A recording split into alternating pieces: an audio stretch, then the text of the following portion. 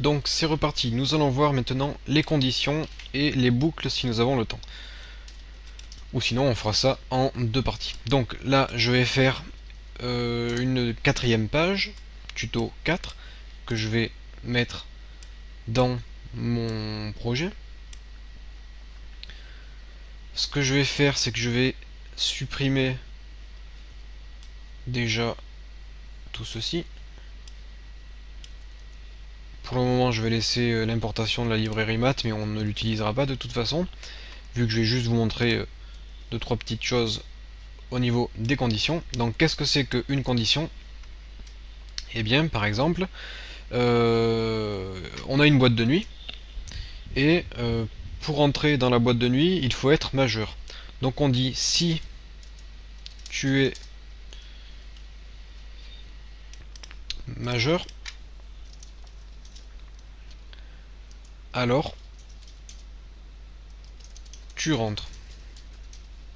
Sinon, tu sors. Donc voilà ce qu'est une condition. Si la personne elle est majeure, alors elle rentre, sinon elle sort. Donc comment dire ça en JavaScript? Eh bien c'est pas très compliqué. C'est avec if. Donc if âge plus grand que 18, alors la personne peut rentrer. Donc on fera quelque chose ici. Et else qui veut dire sinon, eh bien on fera quelque chose d'autre ici. Donc on a besoin de la variable âge. Pour déclarer une variable qui n'a pas de valeur, je fais var âge. Là, j'ai déclaré une variable âge. Ensuite, par exemple, ce que je peux faire, c'est âge égale prompt et je dis quel est ton âge. Donc là, je vais afficher une fenêtre qui demande quel est ton âge, et en fonction de la réponse, je vais pouvoir dire document, même pas, je vais faire un alerte, alerte, tu es majeur, ou sinon, je fais un alerte, tu es mineur. J'enregistre.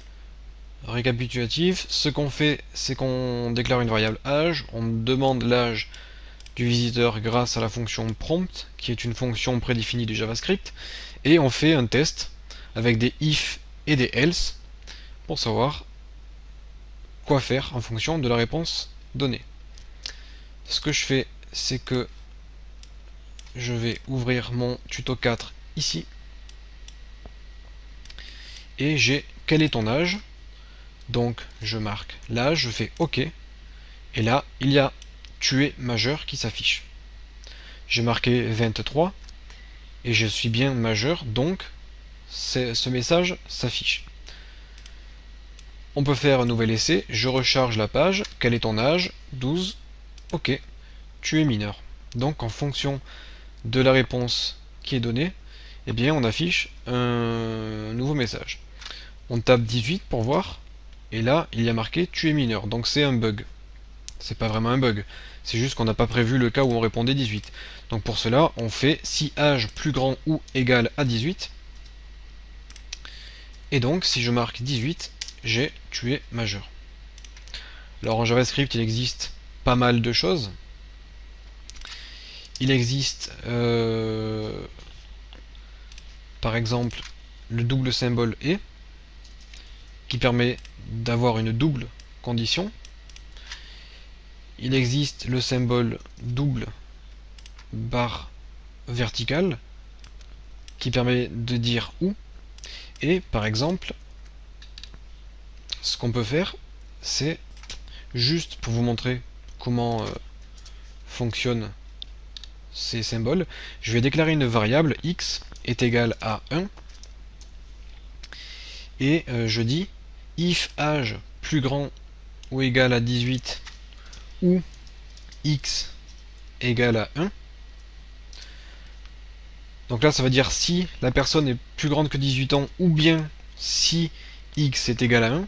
Donc là, il y a un petit problème dans ce que j'ai écrit, c'est que j'ai marqué x égale à 1. Du coup, x sera égal à 1, vu qu'on attribue la valeur 1 à x. Pour tester si une valeur est égale à quelque chose, on fait pas égal, mais on fait double égal. Le double égal va nous permettre de pouvoir tester si jamais deux valeurs sont égales. Ça ne va pas attribuer la valeur à l'autre. Donc là, je dis bien que si la personne est plus grande que 18 ans ou si x est égal à 1. Donc là, je teste, j'actualise ma page, je dis quel est ton âge, je marque 15, et j'ai quand même tu es majeur qui s'affiche, puisque x est égal à 1. Si x est égal à 10, et que j'actualise ma page, quel est ton âge 15, là j'ai tu es mineur. Et le symbole est, il faut que les deux conditions soient remplies. Il faut que l'âge soit plus grand que 18 et que x soit égal à 1. Si je mets un âge 48, je suis quand même mineur. Par contre, si x est égal à 1 et que je suis majeur, eh bien j'ai tu es majeur qui s'affiche. Donc après, bien sûr, vous pouvez faire des tests un peu plus complexes. Par exemple, je vais faire else if, ça veut dire sinon, si âge est égal à 18, pile poil à 18 ans, je vais faire quelque chose et je dis alerte,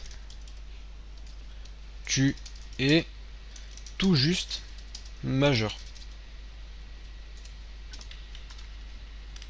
Du coup, c'est une nouvelle condition qui fait que si je marque 18, j'ai tu es tout juste majeur qui s'affiche. Donc des else if, vous pouvez en mettre autant que vous voulez. Donc voilà comment on fait des conditions simples en JavaScript. Donc dernière petite chose, si je fais x point d'exclamation 1, ça veut dire x point d'exclamation égal plutôt. Je vais tester comme ça. Je me souviens plus si c'est égal ou pas égal. Ouais.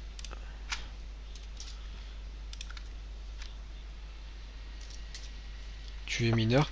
Donc le point d'exclamation égal, ça signifie si l'âge est plus grand que 18 et que x est différent de 1, à ce moment-là on dit on est majeur.